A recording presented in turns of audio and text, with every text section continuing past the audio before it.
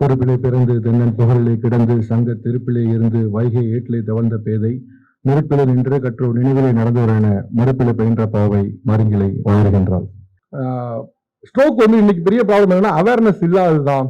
Stroke வந்தா உடனே கொண்டு போனா நம்ம கியூர் பண்ணிடலாம், அது பெர்மனன்ட் இல்லாம பண்ணிடலாம், பக்கவாதம் வந்து பெர்மனண்டா இல்லாம பண்ணிடலாம் அப்படின்னு சொல்லி டாக்டர்ஸ் சொல்றாங்க. எனக்கு வந்து என்னன்னா நான் மீடியாக்கெல்லாம் வருவதற்கு முன்னால ஐ லாஸ்ட் மை மதர். நான் எங்க அம்மாவை இழந்துட்டேன். ஆனா நான் அப்ப என்ன எதனால இழந்தேன் அப்படின்னா எங்க அம்மாவுக்கு கார்டியக் அரெஸ்ட் வந்துச்சு. எனக்கு அப்ப வந்து உண்மையிலேயே அவேர்னஸ் இல்லை. அவங்களுக்கு கார்டியக் அரெஸ்ட் தான் வந்திருக்கு, ஹார்ட் அட்டாக் தான் வந்திருக்குங்கிறது எனக்கு வந்து தெரியல. நான் வெளில சென்னை கிளம்பிட்டு இருந்தப்போ ஒரு மாதிரி மூச்சு விட முடியல சொல்லல, எனக்கு ஒரு மாதிரி தூக்கம் வருது அப்படின்னாங்க. யூஸ்வலா அவங்களுக்கு அலர்ஜி வரும். ஸோ ஏதோ டேப்லெட் அலர்ஜி ஆயிடுச்சு போல நினைச்சு நான் சரிம்மா ரெஸ்ட் எடுங்கன்னு சொல்லிட்டு நான் ஆம்புலன்ஸ் கூட போயிட்டேன். ஆம்புலன்ஸ் வரது கொஞ்சம் டைம் ஆயிடுச்சு, ஆம்புலன்ஸ் வரல. அப்போ ஒரு கார் ரெண்ட் பண்ணி அதில் கூட்டு போனோம். ஹாஸ்பிட்டல் கூட்டு போனப்போ அவங்க சொன்னாங்க இந்த மாதிரி கொஞ்சம் முன்னால கூட்டு வந்திருந்தா காப்பாத்திருக்கலாம், அவங்களுக்கு வந்து கார்டியக் அரெஸ்ட் வந்துச்சு அப்படின்றாங்க. எனக்கு உண்மையிலே அப்ப தெரியல எங்க அம்மா கார்டியக் அரெஸ்ட் தான் வந்துச்சுன்னு. நான் அலர்ஜி வர மாதிரி அலர்ஜி வந்துருச்சுன்னு நினைச்சேன். ஏன்னா அம்மா கடைசி சொன்னாங்கன்னா தூக்கம் வருது சொன்னாங்க. அவங்க நெஞ்ச பிடிக்கவோ இல்ல மூச்சு விட முடியல எதையுமே சொல்லல. எனக்கு தெரியவே இல்லை அது கார்டியக் அரெஸ்ட். அப்ப நானும் எங்க அம்மா மட்டும் தான் இருந்ததுனால எனக்கு பக்கத்துல இருக்கவங்களுக்கு யாரும் சென்ஸ் பண்ண முடியல அது கார்டியக் அரெஸ்ட்னு. அப்புறம் லேட்டர் பார்ட்ல தான் நிறைய டாக்டர்ஸ் மீடியாக்குள்ள வந்த பிறகு நிறைய டாக்டர்ஸோடைய ஃப்ரெண்ட்ஸ் எல்லாம் கிடைக்கப்போ அவங்க எல்லாம் பேசும்போது அவங்க சொன்னாங்க அம்மாக்கு என்ன வயசு இருக்கும் என்னன்னு கேட்டப்போ ஹிஸ்டரி ஆஃப் ரெக்கார்ட் சொன்னா 48 வயசு இருக்கும், உங்களுக்கு சுகர் எத்தனை வருஷமா இருக்குன்னா 25 இயர்ஸா இருக்கும்னு நினைக்கிறேன். அதுதான் காரணம், சுகர் இருக்கவங்களுக்கு வந்து கார்டியக் அரெஸ்ட் வந்தா பெயினே தெரியாது, அவங்களுக்கு வந்து டிஸ்கம்ஃபர்ட் இருக்குன்னு சொல்ல தெரியாது, அதனாலதான் அவங்க அம்மாவால சொல்ல முடியல ஹார்ட் அட்டாக் இருக்குன்னு. நெஞ்சு வலிக்குன்னு படத்துல வர மாதிரி யாரும் நெஞ்செல்லாம் பிடிக்க மாட்டாங்க. எனக்கு அப்பதான் தெரியும் படத்துல வர மாதிரி நெஞ்செல்லாம் பிடிக்க மாட்டாங்க போல, அப்படியே வந்துச்சுன்னா அவங்களால பேச முடியாதுங்கிறது எனக்கு அப்பதான் தெரிய ஆரம்பிச்சது. எனக்கு அப்பதான் டாக்டர் கார்த்திகேயனுக்கு கூப்பிட்டப்போ I am the right person தோணுச்சு. ஏன்னா இதை சொல்றதுக்கு இது நிறைய பேருக்கு போகணும். மேபி என்னைய மாதிரி யாரோ ஒருத்தர் வந்து ஹார்ட் அட்டாக்கோ அல்லது வந்து ஸ்ட்ரோக் கொடுத்தோ அவேர்னஸ் இல்லாம இறந்துடக்கூடாது. சம்டைம்ஸ் வந்து நம்ம எங்கேயோ ரிமோட்ல இருப்போம், காட்டுக்குள்ளேயே எங்கேயோ இருப்போம், அப்ப நடக்கிறதுங்கிறது வேற, அது வேற. பட் தமிழ்நாடு மாதிரி ஒரு ஸ்டேட்ல இவ்வளவு ஹாஸ்பிட்டல்ஸ் இவ்வளவு டாக்டர்ஸ் இருக்கக்கூடிய ஒரு ஸ்டேட்ல அவேர்னஸ் இல்லாம ஒரு உயிர் போகக்கூடாது. So I feel heart attack பத்தி எனக்கு அப்ப அவேர்னஸ் இல்லாதனால நான் என்னோட அம்மாவை இழந்துட்டேன். அது எனக்கு இன்னமும் கூட ஒரு குற்றம் உணர்ச்சி இருக்கும். இன்னைக்கு நம்ம நிறைய ஸ்டேஜ் பேசுறோம், இவ்வளவு பேசுறோம், ஆனா நமக்கு அன்னைக்கு ஒரு விழிப்புணர்வு இல்லாம போயிருச்சு, அதனால தானே இழந்துட்டோங்கிறது வந்து எனக்கு ரொம்ப நாள் கில்ட்டா இருந்த ஒரு விஷயம். அது வரைக்கும் எங்கேயுமே ஷேர் பண்ணதே இல்லை. கார்த்திக் டாக்டர் கூட்டப்போ எனக்கு ஐ ஃபீல் அதுக்கு சொல்லணும்னு தோணுச்சு, நிறைய பேருக்கு போய் சேரணும் அப்படின்னு தோணுச்சு. ஸோ இந்த அவேர்னஸ் ரொம்ப முக்கியம். ஸோ ஸ்ட்ரோக் வந்து நிச்சயமாக கியூர் பண்ண முடியும். பட் அது கரெக்டான விழிப்புணர்வு இருந்து சரியான நேரத்தில் சரியான ஆட்கள்கிட்ட நீங்க கொண்டு போய் சேர்த்தீங்க அப்படின்னா அவங்களால கியூர் பண்ண முடியும். ஸோ அதை பார்க்கணும்னு நினைக்கிறேன். இன்னொன்று, டாக்டர் கார்த்திகேயன் வந்து நான் பெரும்பாலும் நிறைய டாக்டர்ஸ் நமக்கு ஃப்ரெண்ட் லிஸ்ட்லேயே நம்மகிட்ட பேசுறவங்க பழகினவங்க நிறைய பேர் இருக்காங்க. ஆனால் நான் டாக்டர்கிட்டே சொல்லுவேன், டாக்டர் நீங்க எல்லாரும் 8 மணி நேரம் தூங்குங்க, கரெக்டாக நைட்டு தூங்கிடுங்க, கரெக்டாக சாப்பிடுங்கன்னு சொல்றீங்க, இதெல்லாம் பெரும்பாலும் உங்களாலே ப்ராக்டிஸ் பண்ண முடியல டாக்டர் அப்படின்னு. ட்ரூ ஃபேக்ட் தான் அது. பிகாஸ் அவங்களோட வேலை அவங்களோட ஸ்ட்ரெஸ்ஸின் காரணமா அவங்களும் 8 மணி நேரம் தூங்குறது இல்லை. நீங்களாம் முன்னாடி கவனிச்சீங்கன்னா டாக்டர்ல 10 மணி நேரம் தூங்குனாங்க, அப்புறம் 9 மணி நேரம் ஆச்சு, அப்புறம் 8 மணி நேரம் ஆச்சு, இப்போ 6 மணி நேரம் தூங்கினா கூட போதும் கரெக்டா தூங்குங்கன்னு சொல்றாங்க. பிகாஸ் அவங்களுக்குமே மாறிடுச்சு, டைம் மாறிடுச்சு. இப்போ அவங்களுமே கரெக்டா 6 மணி நேரமா 8 மணி நேரம் தூங்குறாங்க நைட்டு கேட்டா அவங்களுமே தூங்குறது இல்லை. ஸோ அந்த மாதிரி மாறிடுச்சு. ஆனா டாக்டர் கார்த்திகேயன் பார்க்கும்போது ரொம்ப வியப்பா இருக்கு. என்னன்னா அவர் எப்பவும் பயங்கர ஃபிட்டா இருப்பாப்ல. எனக்கு வந்து அவர் என்ன சொல்றாரோ என்ன ப்ரீச் பண்றாரோ அதை பிராக்டிஸும் பண்றாரு. கரெக்டா அவர் சொல்ற மாதிரி எக்ஸசைஸ் பண்ணுங்க அப்படின்னா அவர் ஜிம் போயிடுறாப்ல. இப்போ டாக்டர் வந்து எக்ஸசைஸ் பண்ணுங்க ஒபிசிட்டியா இருக்கீங்கன்னு சொன்னானே நம்மளால எட்டி பாக்குறான், எப்படி அப்படின்னு சார் எப்படி இருக்கான்னு பாக்குறான். நமக்கு சொல்றாரு அவர் எப்படி இருக்காரு. ஸோ ஆனா இப்போ டாக்டர் கார்த்திகேயன் சொன்னா எல்லாரும் வந்து எட்டி பார்க்க வேண்டிய அவசியமே இல்லை, உடனே கரெக்டா தான் சொல்றாருன்னு போயிருவாரு. ஏன்னா அவர் எக்ஸசைஸ் பண்றாரு, அவரால் பண்ண முடியுதுங்கப்போ ஸோ ஆட்டோமேட்டிக்கா நாமளும் பண்ணணும்னு சொல்ல முடியும். ஸோ ஒரு மாரல் வேல்யூ இருக்குல்ல. இப்ப நான் வந்து நீங்க பிராக்டிஸ் பண்ணுங்க, ஜிம்முக்கு போங்க, டெய்லி 5 மணி ஹிட் தி ஜிம் அப்படி இப்படின்னு பேசிட்டு போயிடலாம். நீ போறேன்னு கேட்டா நம்ம பதில் சொல்லணும்ல. ஸோ அந்த ஒரு நேர்மை வேணும். ஸோ அப்படி பார்க்கும்போது Karthikeyan has full loyalty and moral value to say hit the gym.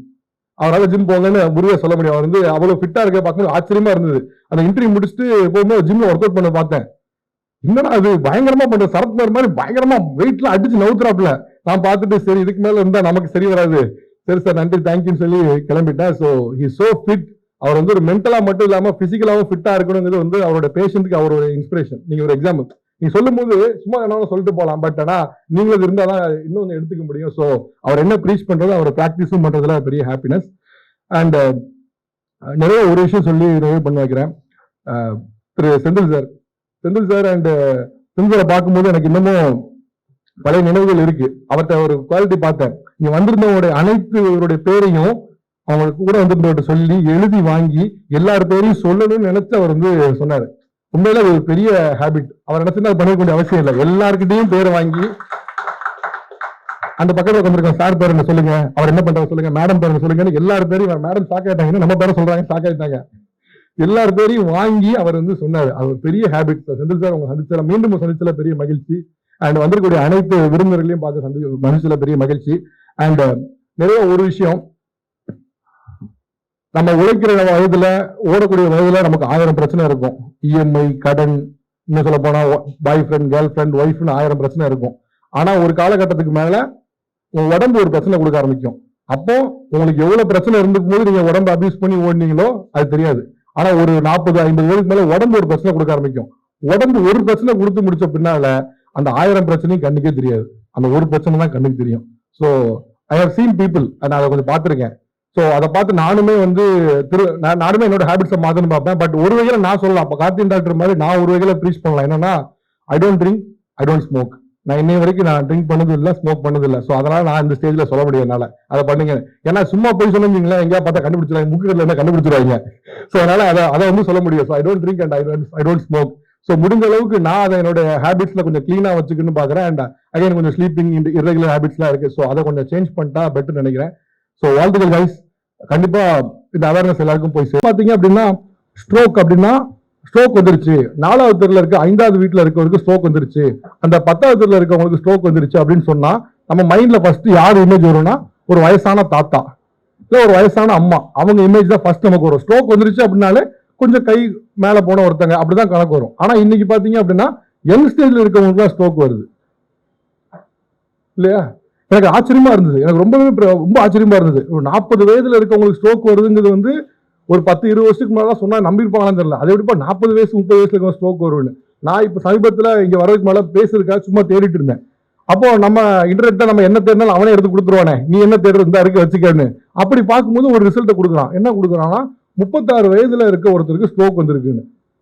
எனக்கு உண்மையில ஷாக்கா இருந்தது டாக்டர். அதுலயும் அவன் போடுறான் கீழே, இவர் ட்ரிங்க் பண்ணதில்லை, ஸ்மோக் பண்ணதில்லை, எதுவுமே பண்ணதில்லை அப்படின்னு. ஆனா அவன் தொடர்ச்சி அவன் பண்ணியிருக்கான் நைட் ஷிஃப்ட்.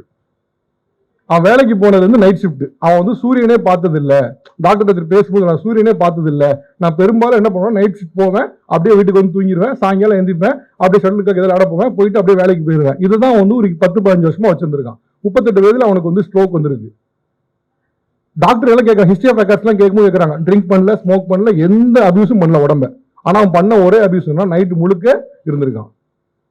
இது என்ன பிரச்சனை ஆகுதுன்னு கேட்கும்போது என்ன சொல்றேன், நான் தூங்கி, அவன் கேட்கும்போது நான் நல்லா தூங்கியிருக்கேன், 8 மணி நேரம் தூங்கியிருக்கேன், என்ன பிரச்சனை, 8 மணி நேரம் தான் தூங்க சொல்றீங்க, இப்ப நீங்களே கூட 7 மணி நேரம் குறைச்சிட்டீங்க, நான் 8 மணி நேரம் தூங்க நல்லா தானே இருக்கேன் அப்படிங்கிறான். அவன் என்ன சொல்றான், சர்க்காரின் ரிதம் சொல்லக்கூடிய சர்க்காரின் ரிதம் மாறிடுச்சு, நைட்டு தூங்குனா உனக்கு என்ன செக்ரேட் ஆகுமோ ஹார்மோனு, என்ன இன்ஃபிளமேஷன் உடம்பு குறைக்குமோ அதெல்லாமே போயிருச்சு, அதனால உனக்கு உன் உடம்பு ஃபுல்லா ரிப்பேர் ஆகவே இல்லை, நீ பகல்ல முழுக்க தூங்கினாலும் கூட உன் உடம்பு ஃபுல்லா ரிப்பேர் ஆகணும்ல, நீ வண்டி ஓட்டு வாரீங்க, வண்டியை நிப்பாட்டுறீங்க, அது கொஞ்சம் ரெஸ்ட் எடுக்குது, அப்புறம் கொஞ்சம் சர்வீஸ் விடுறீங்க, வண்டி திருப்பி ரீஸ்டார்ட் ஆகுது, திருப்பி வரும். நம்ம என்ன நினைச்சுக்கிறோம்னா, நைட்டு முழுக்க முழிச்சுக்கிட்டு காலையில நம்ம தூங்குறோம், ஸோ உடம்பு ரெஸ்ட் எடுத்துன்னு நினைக்கிறோம். ஆக்சுவலா நம்ம தூங்குறோம் நினைக்கிறோம், பட் உடம்பு ரெஸ்ட் எடுக்கல. இதான் ஆக்சுவலா கார்த்தின் டாக்டரோட இன்டர்வியூல கூட அவர் சொன்னார். உடம்பு இன்ஃபிளமேஷன் ஸ்டேட்ல இருந்துகிட்டே இருக்கும். அந்த இன்ஃபிளமேஷன் நம்ம தூங்காம இருக்கிறதும் ஸ்மோக்கிங்கும் ட்ரிங்கிங்கும் அதிகரிச்சுக்கிட்டே இருக்குது. அதுதான் பெரிய ப்ராப்ளம் அப்படின்னாரு. இது சொல்வதற்கு அதாவது தூங்க கண்டிப்பா நைட்டு தூங்குங்கன்னு சொல்றதுக்கு எனக்கு ஒரு துளி கூட தகுதியே கிடையாது. பிகாஸ் ஏன்னா நான் நைட்டு தூங்குற ஆள்லாம் கிடையாது. என் கண்ணை பார்த்தாலே உங்களுக்கு தெரியும். ஸோ ஷூட் அதுன்னு அழகுனால அது தகுதியே கிடையாது. பட் நானும் உங்களை போல முயற்சிட்டு இருக்கேன். அட்லீஸ்ட் ஒரு 11 மணிக்கு தூங்கிட மாட்டோமா, 12 மணிக்கு தூங்கிட மாட்டோமான்னு முயற்சி பண்ணிட்டு இருக்கேன். ஸோ முயற்சி பண்ணிட்டு இருக்க ஒரு ஆளா என்னோட வேண்டுகோள் என்னவா இருக்கும் அப்படின்னா, முடிந்த அளவுக்கு நைட்டு தூங்க பாருங்கிறதா என்னோட வேண்டுகோளா இருக்கும். நானும் அதுக்கு முயற்சி பண்றேன், கூடவே சேர்ந்து நீங்களும் முயற்சி பண்ணுங்க.